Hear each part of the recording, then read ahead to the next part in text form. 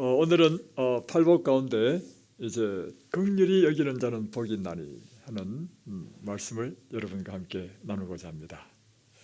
긍휼히 여기는 자는 복이 있나니 저희가 긍휼히 여김을 받을 것이며. 여러분, 세상에서 높이 평가하는 사람들은 어떤 사람입니까? 세상 사람들이 높이 평가하는 사람들은 탁월하고 뛰어난 사람들입니다. 아주 천재적인 능력을 갖고 있다거나 또 특출난 지능을 갖고 있는 사람이라든가, 그리고 권력이 있는 사람, 또 학식이 많은 사람, 또 덕망이 많은 사람, 또 재산이 많은 사람도 사람들이 높이 평가하죠. 사업에 성공한 것도 특출난 능력이 아니겠습니까? 그런데 하나님께서 높이 평가하시는 사람은 어떤 사람일까요? 네, 하늘이 귀하게 보는 사람, 어떤 사람일까요? 하늘이 귀하게 보는 사람은요, 하나님은 우리의 재산도 보지 아니하시고 우리의 명성이나 우리의 탁월한 어떤 지적인 능력을 보시는 것이 아니라 우리의 사람됨, 품성을 보신다는 것입니다. 그래서 하나님께서 정말 높이 평가하는 사람은 하나님의 품성을 닮은 사람을 높이 평가한다는 것입니다. 오늘 이 팔복 가운데 긍휼히 여기는 자는 복이 있나니 저희가 긍휼히 여김을 받을 것이며 라고 했는데, 이 팔복의 내용을 보면 다 품성과 관계되는 것입니다. 심령이 가난한 자는 복이 있다. 하나님과 우리의 관계 가운데서 정말 하나님을 갈급하고 사모하는, 그와 같은 하나님을 사모하는 사람, 또 애통하는 사람, 복이 있다. 정말 우리 인생에 깨어지고 상처났을 때 우리를 구원하실 수 있는 분은 오직 하나님이심을 믿고 그분께 간구하는 이런 심령이 가난하고 애통한 사람을 하나님께서 복이 있다 하신 것이죠. 그리고 또 오늘 말씀하시는 온유한 자는 복이 있다, 이것도 품성과 관계되는 것이죠. 오늘 또 말씀하시는 이 긍휼히 여기는 자는 복이 있다, 이것도요 사실 사람과 사람 사이의 대인관계에서의 품성을 이야기하는 것입니다. 우리는 하나님과의 수직적인 관계뿐만 아니라 사람과 사람 사이의 관계를 맺고 사는 것이 인간이 아니겠습니까? 그래서 우리가 그리스도인이 된다는 것은 두 관계 속에 산다는 것입니다. 그래서 하나님과 우리의 관계 속에서 나는 하나님에 대하여 어떤 태도를 갖고 있는가, 두 번째는 우리가 살고 있는 이 우리의 이웃과의 관계 속에서 우리는 어떻게 관계를 맺고 어떤 태도로 사느냐, 이것이 바로 신앙이라는 것입니다. 그래서 이 팔복은 그리스도의 품성의 특징을 나타내는데, 그것은 이타적인 태도와 삶, 그리고 다른 사람을 사랑하는 그런 심성, 품성이 하나님께서 참 복 있는 사람이라는 것입니다. 그리스도인의 대인관계에서 나타나는 품성의 가장 큰 특징은 무엇인가? 그것은 긍휼히 여기는 것입니다. 여러분, 긍휼히 여긴다는 것이 어떤 것이죠? 쉽게 표현하면 불쌍히 여긴다는 것입니다. 그리고 그 사람의 딱한 처지와 형편을 볼 때 우리 마음에 불쌍히 여기는 마음을 갖고 그를 실제적으로 돕는 것, 이것이 바로 긍휼히 여기는 사람인 것입니다. 하나님께서는 이 긍휼히 여기는 자를 복이 있다 했습니다. 왜냐하면 그가 긍휼히 여김을 받을 것이며. 제가 이든밸리 하면서 저는 사실 누구한테 감동을 많이 받냐면요, 좀 팔불처럼 제 아내에게 저는 감동을 참 많이 받습니다. 그렇다고 제가 제 아내한테는 노상 이런 이야기는 안 합니다. 안 하지만 제가 이렇게 있지만요, 여러분 한 사람 한 사람을 다 예의주시합니다. 그래서 지금 이분은 좀 건강 상태가 어떤지 잘 지켜보고요. 그런데 제가 제 아내에게 참 감동을 많이 받는 것은 뭐냐면, 제 아내는 긍휼이 많은 사람이라. 그래서요, 여기 이든밸리 하다 보면 여러 어려운 형편에 있는 사람들이 온단 말입니다. 그런데 작년에는 이런 분이 오셨습니다. 귀가 꽉 먹어가지고 말이 잘 안 들려요. 이분은 나이도 할머니야. 그다음 무슨 폐암인지 암이 걸려가지고 빼짝 마르셨어. 음식을 소화를 못해가지고 우리의 이 식사를 못해. 그래서 까다로워요. 근데 저 같으면 한두 번 하다가 좀 실증이 날 만한데 저처럼요, 그 할머니를 위해서 날마다 죽을 맛있게 만들어줘요. 또 이 할머니가 또 뭘 좋아하냐면 이 김에다가 간장을 찍어 먹는 걸 더 좋아해. 그래서 또 간장을 또 맛있게 만들어줘. 근데 이게 하루 이틀이 아니고 계속 그렇게 하더란 말이에요. 그러다가 이제 저희들이 12월 달에 이제 날씨가 너무 추워서 이제 한 달 동안 문을 닫았습니다. 그래서 닫는 동안에 이제 다른 요원으로 이제 보내드렸습니다. 이분이 거기 가가지고 불평이 많은 거야. 이든벨렛은 이렇게 해줬는데 왜 이렇게 안 해주냐, 그죠? 그것에 가지고 또 그것에는 음식이 이랬는데 왜 이런 음식이 이러냐고. 그래서 그 약한 자에게 이렇게 배려하고 사랑하고 관심을 쏟고, 이것이 바로 긍휼이라는 것입니다. 또 제가 이거보다 더 감동적인 것은 사실은 제 어머니에 대한 태도입니다. 제가 지난 시간에도 잠깐 설명했지만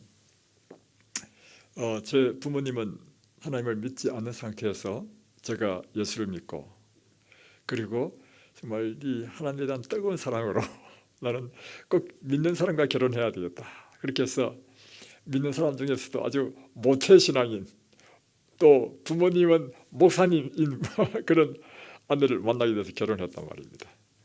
그래서 제가 또 장남이라서 당연히 나는 부모님을 잘 모셔야 된다, 그래서 난 또 같이 살아야 된다 해가지고 또 같이 살았단 말입니다.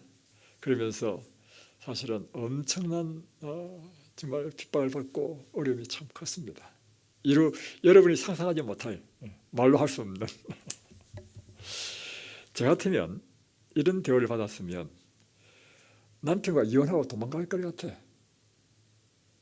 그리고 또 하나는 시어머니에 대해서 막 마음속에 그 원한을 품을 것 같아. 대부분의 사람이 그렇거든요.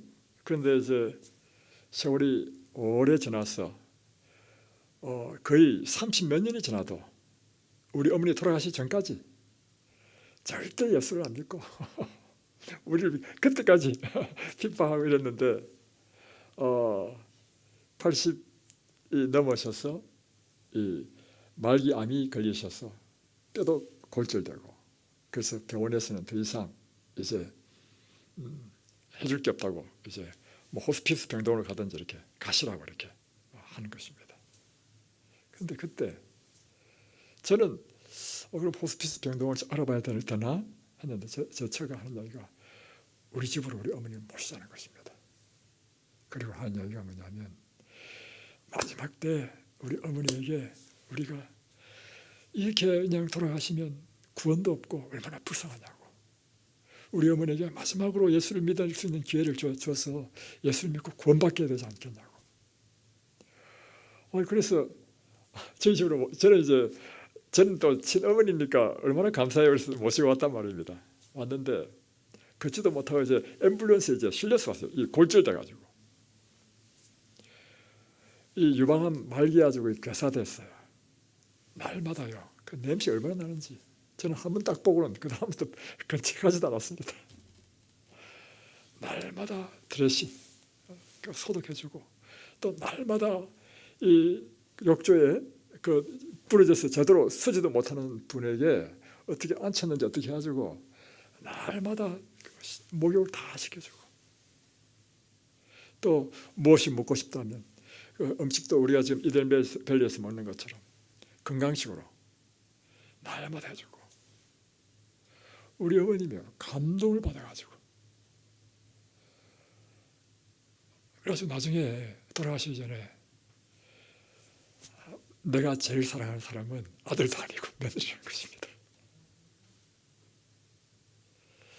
보십시오. 정말 어려운 처지 형편에 됐을 때 그를 위하여 정말 이렇게 그의 필요를 채워주고 동정하고 긍휼히 여기는 것, 이것이 지금 예수님께서 팔복에서 말하는 긍휼히 여기는 자는 복이 있나니 복 있는 긍휼이라고 하는 것입니다.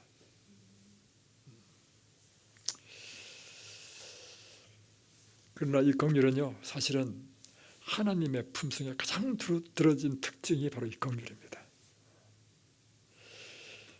출애굽기 34장 6절에 보면 모세가 하나님께 구하죠. 하나님, 당신의 모습을 보고 싶습니다. 그랬을 때 하나님께서는 바위 반석 사이에 모세를 두고 그 앞을 지나가실 때 그의 등의 모습만 보여주시면서 하나님은 이런 분이시다 라고 선포하죠. 여호와라, 여호와라, 자비롭고 은혜롭고 노하기를 더디하고 인자와 진실이 많은 하나님이시다. 우리가 섬기는 하나님은 어떤 분이시냐면 자비로우신 분, 은혜로우신 분, 노하기를 더디하시는 분, 인자가 무엇이냐면 우리를 불쌍히 여기시고 자비를 베푼다는 뜻입니다. 이 성경에 나오는 하나님은 인자로우시다 할 때 인자는 그냥 너그럽다 이런 뜻이 아니고요, 정말 긍휼히 여기시는 분 이런 뜻입니다. 하나님의 품성이 뭐예요? 바로 이처럼 자비롭고 긍휼의 품성, 이것이 하나님의 속성인 것입니다. 그래서 하나님께서는 오늘 우리에게 무엇을 요구하냐면 내가 그렇하니 너희도 그렇하라 하신 것처럼 내가 이처럼 자비롭고 인자로운 분이므로 또한 너희 역시 이와 같이 다른 사람에게 자비와 긍휼의 사람이다라고 하는 것입니다.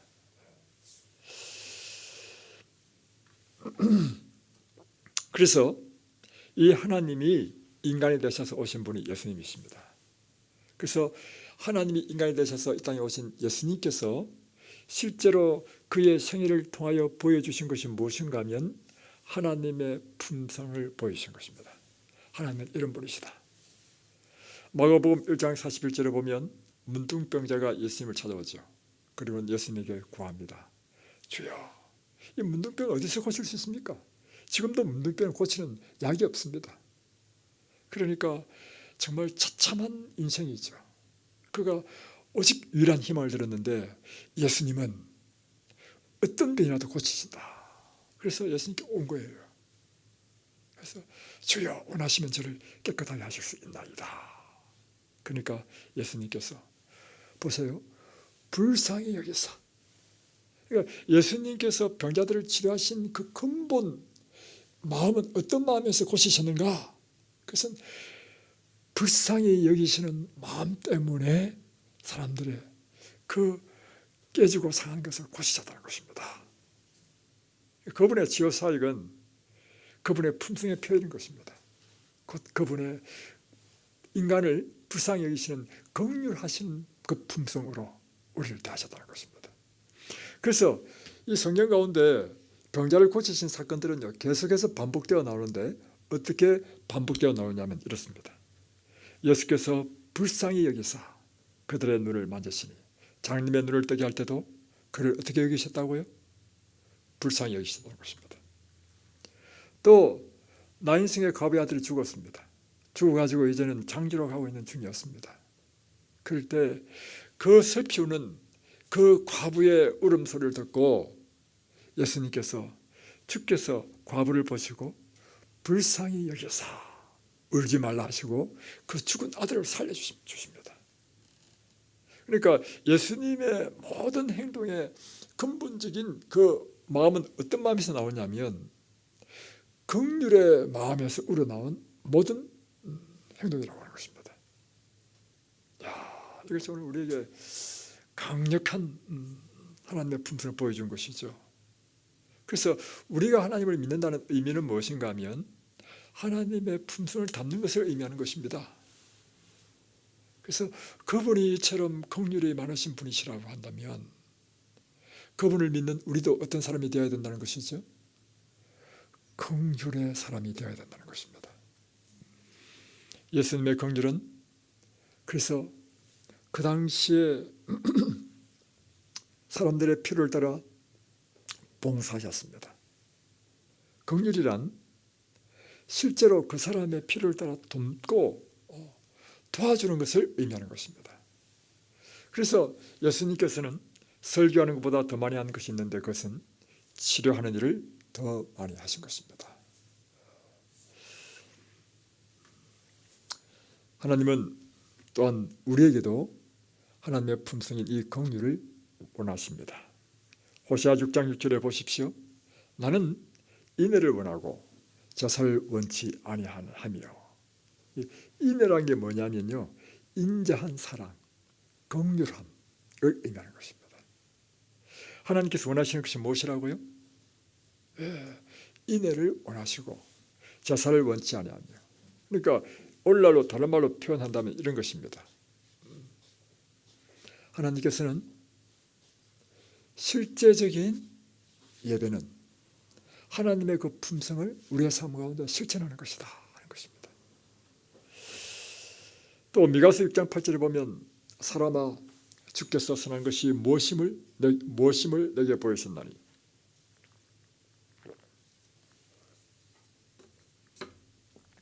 여호와께서 내게 구하시는 것이 오직 공의를 행하며. 자, 하나님께서 우리에게 뭘 구하시느냐 보십시오. 하나님께서는 우리에게 공의로운 것을 행하기를 원한다는 것입니다. 또 인자를 사랑하며, 이 인자라고 하는 것은 사람이란 뜻이 아니고 사람을 사랑하고 긍휼히 여기는 그것을 하나님께서 원하신다는 것입니다. 겸손히 내 하나님과 함께 행하는 것이 아니냐. 그러니까 하나님께서 그분 자신이 인자하신 분이시고 그 인자하신 분은 오늘 우리에게 구하는 것이 있는데 너희의 인자함을 나는 원한다. 그래서 내가 제사 드리는 것보다 너는 더 원한다. 이거죠. 이런 하나님의 마음을 우리에게 주신 것이 바로 십계명인 것입니다. 한 율법사가 예수님을 찾아왔죠. 그리고는 이렇게 묻습니다. 선생님, 내가 무엇을 하여야 영생을 얻으리까? 여러분, 어떻게 해야 영생을 얻을 수 있죠? 예수님께서 그 답을 주셨습니다. 율법에 무엇이라고 기록되었으며 내가 이것을 어떻게 읽었냐 하는 것입니다. 그러니까 하나님께서 주신 율법이라고 하는 것은요, 이 성경책 전체를 율법이라고 합니다. 이걸 엑기스로 딱 줄인 것이 바로 십계명이거든요. 그래서 율법이란 좁은 의미로는 십계명이고 넓은 의미로는 성경 전체가 하나님의 율법입니다. 그러니까 다시 표현하면 이 성경이 바로 우리에게 영생을 주는 책인데 이 영생을 얻게 하는 이 책에서는 그러면 어떻게 해야 영생을 얻는다고 이야기하느냐 이렇게 묻는 거죠. 그러니까 이 질문한 율법사가 오히려 질문에다가 질문을 받게 됐죠. 율법사는요, 이 성경에서 해박한 사람이 율법사입니다. 그러니까 이 율법사가 아주 뛰어난 대답을 합니다.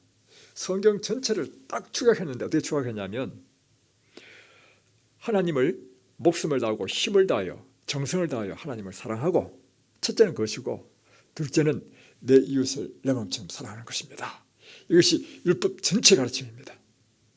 그리고 여러분, 이 성경이 우리에게 가르치는 내용을 딱 추격하면 하나님을 사랑하고 내 이웃을 사랑하는 것입니다. 이렇게 하면 영생을 얻는다는 것입니다.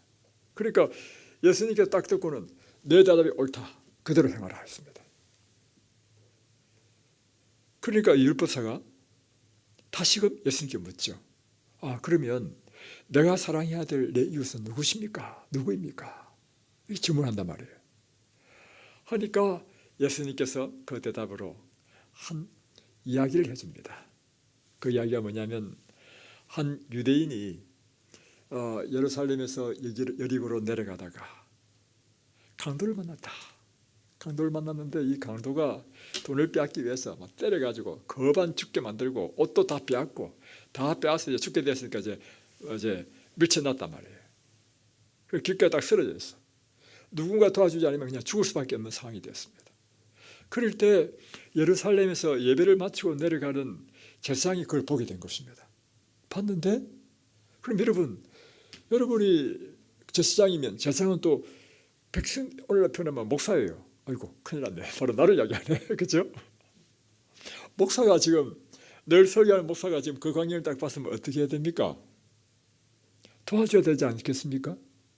근데 이 제사장이 딱 보더니만 어떤 생각을 했냐면, 어이구 강도 만났네? 얼른 피해야 되겠다. 나도 여기서 얼쩡거리다가는 나도 강도 만날 수 있다 하고는 가버린 거예요. 또 그 다음에 또 왔는데 레위 사람이 또 오게 됐어. 또 그 모습을 봤어. 보니까 똑같이 생각한 겁니다. 강도 만났네? 여기 강도 있구나. 빨리 도망가야 되겠다. 세 번째 사람이 왔습니다. 이 세 번째 사람은 유대인들이 개처럼 취급했던 사마리아인이었습니다. 이 사마리아인이 여행 가다가 딱 보니까 자기가 민족적으로 쉽게 표현하면 원수처럼 취급하는 한 사람이 지금 강도 만나서 죽고 있단 말이에요. 지금 죽으려고 한단 말이에요. 그럴 때 일반적인 직계점을 갖고 있는 사람은 어떻게 생각하냐면 잘 됐다. 정말 이렇게 생각할 수도 있는데 이 사마리아 사람은 그 모습을 보니까 그 마음에 불쌍한 마음이 들어가지고 이 사람을 구해야 되겠다. 그래가지고 자기 여행하는 길을 멈추고 그 사람을 상처난 거를 자기 있는 그 포도주로 그 상처를 일단 조치를 해주고 다음에 나귀에 실어가지고 가서 또 주막에 가가지고 주막 주인에게 돈을 또 주가면서 내가 지금 볼리스 갔다 오는데 이 돈을 줄 테니까 이 돈으로 이 사람을 좀 치료해 주라고. 내가 다시 갔다 오면 부족한 것이 있으면 더 드리겠다고. 이야기를 쫙 하는 거예요. 그러면서 묻습니다. 율법사에게. 이 세 사람 가운데 강도 만난 사람의 진정한 이웃은 누구냐? 여러분, 강도 만난 사람의 입장에서는 누가 진정한 이웃입니까? 나를 도와준 사람이 아니겠습니까? 여러분, 왜 첫 번째 사람과 두 번째 사람은 그냥 지나갔습니까? 관심이 이 사람에게 있는 것이 아니고 자기에게 있는 것입니다. 이 강도 만난 사람의 입장에서 지금 이 사람이 지금 이곳에 있으면 죽을 텐데 내가 그를 도와주겠다 생각한 게 아니고요. 생각의 중심이 자기한테 있는 거예요. 내가 그를 돕다가는 내가 어떻게 또 강도 만날 수 있다. 이게 바로 이기주의적인 것입니다. 이기주의적인 생각이라는 것은 뭐냐면 자기를 우선으로 생각하는 것입니다. 그러나 세 번째 사람은요. 자기의 형편을 생각하지 않아. 강도 만난다는 걸 생각은 아예 없고 더 큰 문제가 뭐냐면 강도 만난 사람을 위하여 지금 돕는 것이 더 큰 문제야. 그 관심이 누구에게 있는 것입니까? 이 강도 어려움을 당한 사람에게 있는 것입니다. 긍휼히 여긴다는 의미는요. 이처럼 처지가 어렵고 곤란한 사람의 그 입장을 먼저 생각하는 것입니다. 그러나 대부분 사람들이 긍휼히 여긴 자가 되지 못하는 이유는 먼저 자기를 먼저 생각하는 이기주의적인 사람이기 때문에 긍휼을 가진 사람이 적다는 것입니다. 사실 제가 오늘 설교를 준비하면서요. 설교 준비하면서 참 힘들었습니다. 그리고 고민을 많이 했습니다. 왜 그런가 하면 내가 가만히 보니까 나도 이 강도 만난 사람을 그냥 지나쳐간 제사장과 레위인이 될 수도 있겠네. 그런 생각이 딱 드는 거예요. 나는 정말 긍휼을 여기는 자인가? 아이고 그런데 저에게는 이런 긍휼이 없는 것 같아. 이런 사람이 이 설교를 할 수 있을까? 그것 때문에 아주 고민이 많았습니다. 그래서 제 딸한테 야 순실아 나 오늘 설교하기 참 힘들다. 이유는 잘 모르겠죠. 왜 내가 힘든지. 여러분 율법을 지킨다는 의미가 무엇입니까? 율법을 지킨다는 의미는요. 이 율법의 참 정신인 사랑과 긍휼을 우리의 삶 가운데 실천하는 것입니다.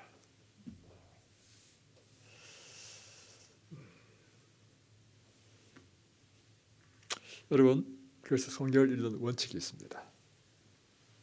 성경을 읽을 때요. 이 성경을 십자가의 사랑으로 이 성경을 봐야 되는 것입니다. 예수님과 바리새인의 차이가 무엇인가? 예수님과 바리새인의 가장 큰 차이는요.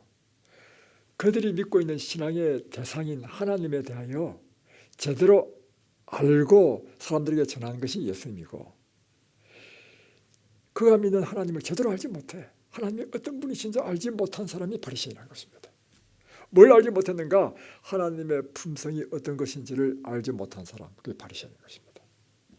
그러니까 우리가, 자, 주목해 보십시오. 우리가 하나님을 아무리 열심히 믿고요, 뭐 11조 철저히 드리고 뭐 또 주님을 위해서 내 몸을 불사르게 내어준다 할지라도 우리가 하나님이 어떤 분이신지 제대로 알지 못하게 되면 그거 다 꽝입니다. 꽝.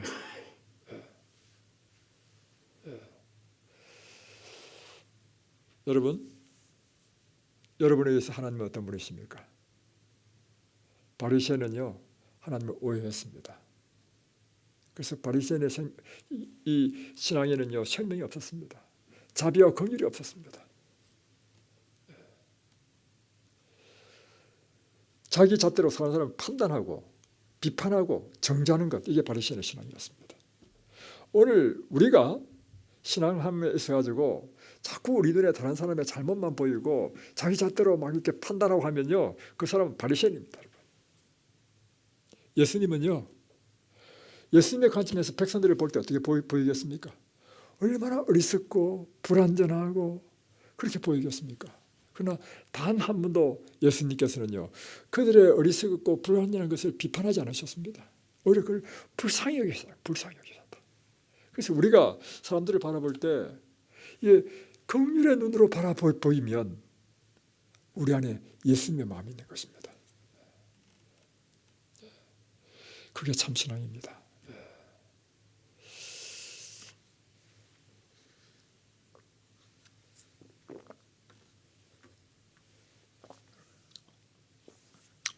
영혼불멸의 교리를 많은 사람들이 믿고 있는데요, 영혼불멸의 교리가 어떤 것입니까? 사람이 죽으면 우리 영혼이, 자, 이것부터 한번 질문해 보겠습니다. 여러분 제대로 알고 계시는지. 사람이 죽으면 어떻게 되지요? 자, 1번, 사람이 죽으면 우리 몸은 흙으로 돌아가지만 우리 영혼은 우리 몸을 빠져나가서 순한 예수님을 잘 믿은 사람은 천당 가고, 또 예수님을 안 믿고 또 믿더라도 잘못 믿은 사람들, 또 악한 일을 한 사람은 지옥 간다. 이게 1번, 사람 죽고 난 이후에 일어난 일. 2번, 사람이 죽으면 일단은 다 의식이 끊어지고 잠자는 상태에 있다. 그러다가 예수님께서 재림하실 때 의인은 불멸의 몸으로 변화되어서 그때 구원을 얻고, 악인은 나중에 하나님께 심판하시는 심판의 부활에 일어나서 그때 심판받는다. 1번이 맞습니까? 2번이 맞습니까? 예, 2번이 맞습니다. 예. 2번이라 하신 분은 정말 제대로 아시는 분이십니다. 자, 만약에 여러분 그런데 일반적인 모든 교회 다닌다 할지라도 어떻게 믿고 있냐면요, 사람이 죽으면 몸은 흙으로 돌아가지만 우리 영혼은 몸을 빠져나가서 소천했다잖아요. 그래서 선한 사람은 다 천당 가서 하늘에서 복락을 누리다가 예수님 재림하실 때 예수님과 함께 와가지고 이 땅에 잠자는 사람을 다시 이제 육체를 부활시켜서 그 집에 집어넣어서 다시 올라간다고 이야기해요. 그건 잘못된 것입니다. 그런데 이렇게 영혼이 이렇게 죽은 이후에 살아서 천당 가거나 지옥 간다라고 믿을 때 가장 치명적인 문제가 있습니다. 그 문제가 뭘까요? 그것은요, 하나님을 아주 정말 끔찍한 분으로 만들어버립니다. 자, 왜 그런가 보세요. 예수를 잘 믿어가지고 죽은 이후에 그 영혼이 빠져나와서 천당 가면요, 그렇게 믿어도 별 문제 없어. 뭐 틀렸다 할지라도. 근데 뭐가 문제냐면, 예수 안 믿고 죽은 사람, 그럼 반드시 어디 가야 돼요? 지옥 갑니다. 그 이론에 의하면. 그런데 이 영혼이 죽지 못하기 때문에 지옥 가더라도 죽을 수 있어요? 못 죽죠. 그럼 지옥이라는 게 어떤 것이냐면 불이 타가지고 막 고통스러운 곳인데 죽지도 못해. 뭐 언제까지 그런 고통을 당해야 됩니까? 영원토록. 여러분, 그러면 하나님은 잔인하신 분 아닙니까? 아니 불과 이 땅에서 100년도 못 산 인생, 비록 잘못했다 할지라도 그 잘못을 해가지고 영원토록 고통하게 하신다. 그것은요 하나님을 아주 잔인하게 만드는 아주 잘못된 것입니다. 그래서 여러분 이 교리의 가장 큰 치명적인 문제는요 하나님의 품성에 대한 오해인 것입니다. 제가 너무 기가 막힌 일이 있었는데 제가 이제 한 분과 이제 성경을 이제 토론하게 됐습니다. 성경 토론을 별로 안 좋아하지만 하여튼간에 그런 일이 생겨서 토론하게 됐는데 교리적인 것에 대해서 토론하게 됐는데 영혼불멸 교리에 대해서 이야기했는데 그분이 이렇게 이야기했습니다. 아기는 죽으면 영원한 지옥불에서 고통당하는 것이 하나님의 공의이며 하나님의 사랑으로서 하나님이 영광을 받으실 뿐만 아니라 공의의 심판으로서도 영광을 받으신다. 그러니까 다른 말로 표현하면 악인이 죽어서 영원 지옥불에서 고통당하는 것은 하나님의 공의다. 그리고 그것이 곧 하나님의 사랑이다. 이렇게 이야기하는 것입니다. 그렇게 영원히 고통받는 것이 하나님께 영광받는 것이다. 하나님께서 영광받는 것이다. 그러나 이해가 잘 안 돼요. 그래서 제가 이야기했습니다. 성경은 그렇게 가르치지 않습니다. 하나님의 사랑이십니다. 사랑이신 분이 어떻게 자기를 믿지 않는다 해가지고 기껏해야 100년밖에 못 사는 사람을 영원토록 죽지 못하는 그 고통 가운데 빠뜨릴 수 있습니까? 그것은 하나님의 공의와도 맞지 않습니다. 우리가 믿는 하나님은 그런 분이 아니십니다. 여러분 지금 제 말이 맞습니까? 그분이 이야기하는 말이 맞습니까? 여러분 어떤 게 맞는 것 같아요? 판단이 안 되십니까? 대답이 없네. 그죠? 그랬더니 이분이 또 이렇게 이야기하는 것입니다. 인간의 죄는 그저 단지 유한한 인간에게 지은 죄가 아니라 무한하고 영원하신 하나님께 지은 죄이다. 이것이 바로 인간이 지은 죄의 무게이다. 인간은 100년이 아니라 한순간 하나님께 지은 죄만으로도 영원한 형벌을 받게 합당하다. 아이고 세상에. 이렇게 이분이 목사예요. 이렇게 믿고 있으니 백성들에게 어떻게 가르치겠습니까? 이렇게 믿는다면 하나님을 이렇게 잔인한 하나님을 믿는다면요 이런 믿음을 갖고 있는 사람은 잔인한 품성을 가질 수밖에 없습니다. 다른 사람에 대해서도 어떻게 대하겠습니까? 잔인하게 대하죠. 여러분. 그래서 여러분 우리가 하나님을 어떤 분으로 믿느냐는 것은 굉장히 중요한 것입니다. 우리가 그분을 인식하는 대로 우리의 품성이 꼴지어지기 때문입니다. 제가 이야기했죠. 예수님 그런 분이 아니시라고. 보십시오. 가늠하다 현장에 붙잡힌 그 여인에게도 예수님은 단 한 번 정죄 말을 하지 않았다고. 사람들은 다 돌로 쳐서 추격을 했지만 예수님께서는 죄 없는 자가 먼저 돌로 쳐라. 그러니까 죄 없는 사람이 아무도 있어요? 없잖아요. 그러니까 그냥 다 떠나버렸어. 예수님과 그 여인만 딱 남았어.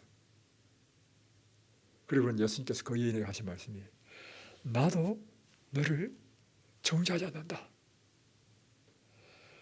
와.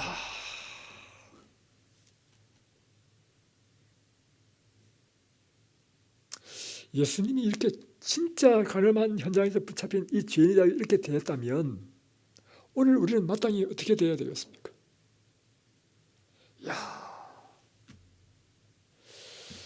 그분은 이사야 42장에 자신을 이렇게 표현했습니다.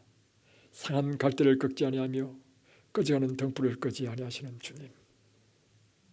이것이 우리 주님이십니다. 그분은 우리를 당신의 가치에 의해 취급하지 않으신다는 것입니다. 우리의 가치로 의해 취급하지 않으신다는 것입니다. 우리가 당신의 사랑을 받을 가치가 있느냐 이렇게 묻지 않으시고 우리를 가치 있게 해주기 위하여 당신의 풍성한 사랑을 부어주신다는 것입니다.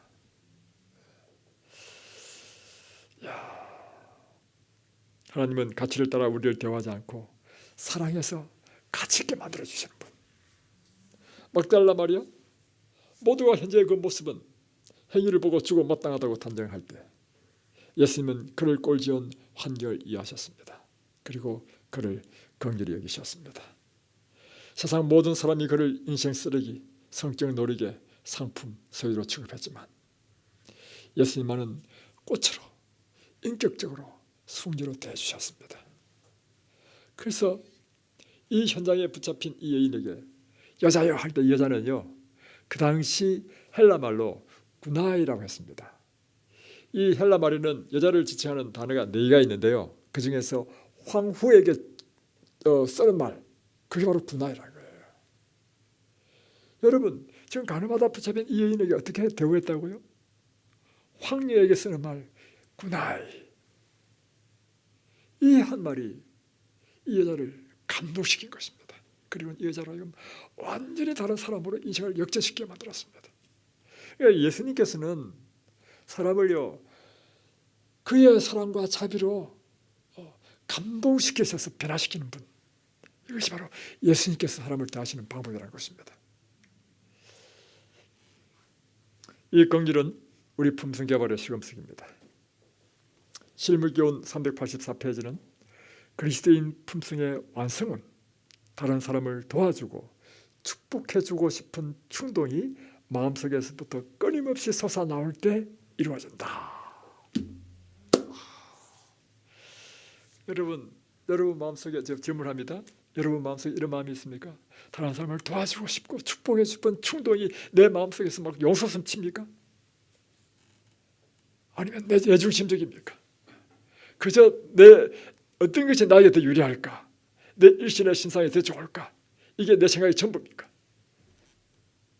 오늘 이 예수님의 품성의 완성은 어떻게 이루어지는가? 다른 사람을 도와주고 축복해주고 싶은 충동이 마음에서 끊임없이 솟아올라올 때 우리는 그리스도의 품성이 완성된다는 것입니다.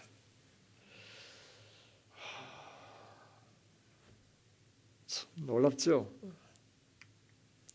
교회정언 6권 264페이지는 사단은 실제 동정이 마음의 순결과 이타심의 시금석임을 알고 있다. 그러니까 우리의 마음이 순결하다, 우리가 이타적이다. 무엇으로 평가되느냐? 실제적인 다른 사람에 대한 동정심, 이것이 그 사람의 마음이 순결하다는 증거라고 하는 것입니다. 타인의 필요에 대하여 우리의 마음을 닫도록 할 수 있는 온갖 노력을 다할 것이다. 누가요? 사단이.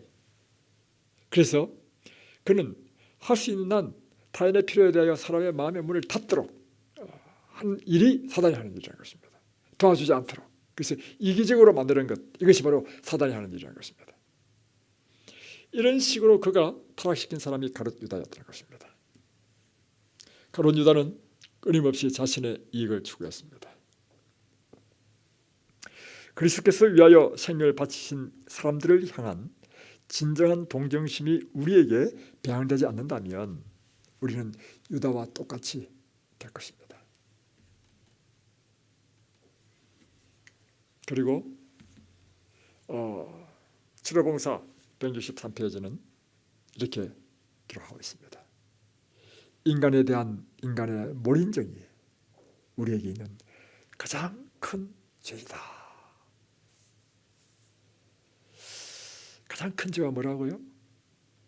인간에 대한 인간의 몰인정이라고 하는 것입니다. 우리에게는 그리스도와 같은 동정심이 필요하다. 우리는 우리의 자비하신 대제사장처럼 우리의 동료 인간들의 약점들을 느끼면서 그들에게 가서 그들과 접촉해야 한다.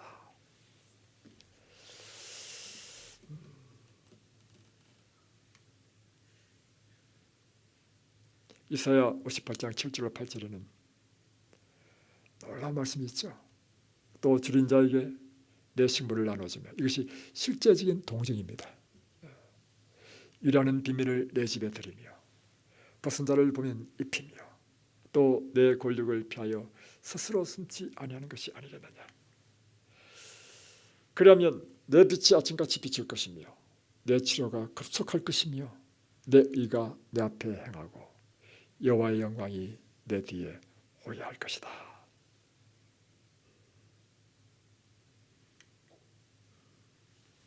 옳은 일을 하고 있다는 생각은 병든 몸과 마음을 치료해주는 가장 좋은 약 중에 하나이다. 의무를 잘 감당했다는 생각과 다른 사람에게 행복을 제공해 준 데 대한 만족감으로 말미암아 마음이 가볍고 기뻐질 때 즐겁고 고무적인 힘이 온몸에 새 생명을 가져다 준다. 그렇죠. 내가 다른 사람을 돕는 일을 할 때, 다른 사람을 동정하는 일을 할 때, 그렇게 도움이 필요한 사람을 도울 때 나는 옳은 일을 하고 있다는 그런 마음이 있죠. 이럴 때 이것은 우리에게 우리의 몸과 마음을 치료해주는 강력한 치료자라는 것입니다. 그래서 다른 사람들에게 행복을 제공해 준 데 대한 만족감으로 말미암아 우리 마음이 기뻐질 때 우리 온몸의 새 생명을 우리에게 가져다 준다는 것입니다. 그래서 우리가 이든밸리에서 계시는 동안 우리가 뭐 일주일에 한 번씩 대청소도 하고, 이게 뭐냐면 다른 사람에 위해서 봉사하는 일을 하는 거죠. 또 지금은 추워서 안 하지만 봄부터 가을에는요, 우리가 예를 들면 뭐 감자를 심든지 캐든지 옥수수를 심든지 할 때요, 가능하신 분들, 뭐 그렇게 해서 육체적으로 힘드신 분은 이제 못하지만 가능하신 분들은 함께 나와서 그분이 하실 수 있는 정도로 함께 봉사하는 일을 합니다. 왜냐하면 이것이 우리에게 진정한 우리 마음속에서부터 기쁨을 주고 생명이 용서 숨쉬게 하는 하나님의 법칙이기 때문입니다. 오늘도 보니까 우리 젊은 우리 여청년이 부엌에서 막 설거지하고 봉사하더라고. 제가 얼마나 기특한지 예쁜지. 자, 보십시오. 이 마태복음 25장에는요 예수님 재림 때 구원받는 무리에 대해서 이야기했습니다. 이런 사람이 구원받을 것이다. 그때 임금이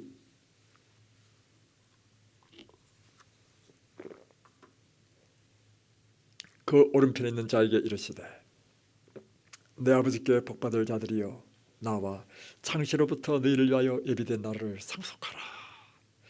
이제 상속받는 구원받는 무리에 대한 이야기죠. 어떤 사람이 구원받느냐? 그 다음 나옵니다. 내가 줄일 때 너희가 먹을 것을 주었고 내가 목마를 때 마실 것을 주었다. 내가 나그네 되었을 때 네가 나를 영접했다. 내가 옷을 벗었을 때 네가 나에게 옷을 입혔다. 내가 병들었을 때 나를 돌아보았다. 내가 옥에 갇혔을 때 나를 보았다. 그러니까 이 구원받는 사람들이 이야기하기를 아니 언제 제가 주님에게 뭐 먹을 걸 주고 물을 주고 이렇게 돌아보았나이까? 이렇게 묻는단 말이에요. 그러니까 예수님께서 하신 말씀이 있죠. 가장 작은 자에게 한 것이 곧 나에게 한 것이다. 그러니까 실제로 우리는 주님을 위해서 봉사할 수 있습니다. 어떻게 해요? 이 세상에서 가장 작은 자에게 한 것이 곧 예수님에게 한 것이라고 하는 것입니다. 여러분, 우리가 어떻게 긍휼의 사람이 될 수 있습니까?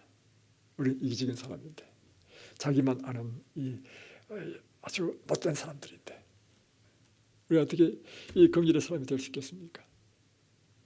우리는 긍휼이 없잖아요.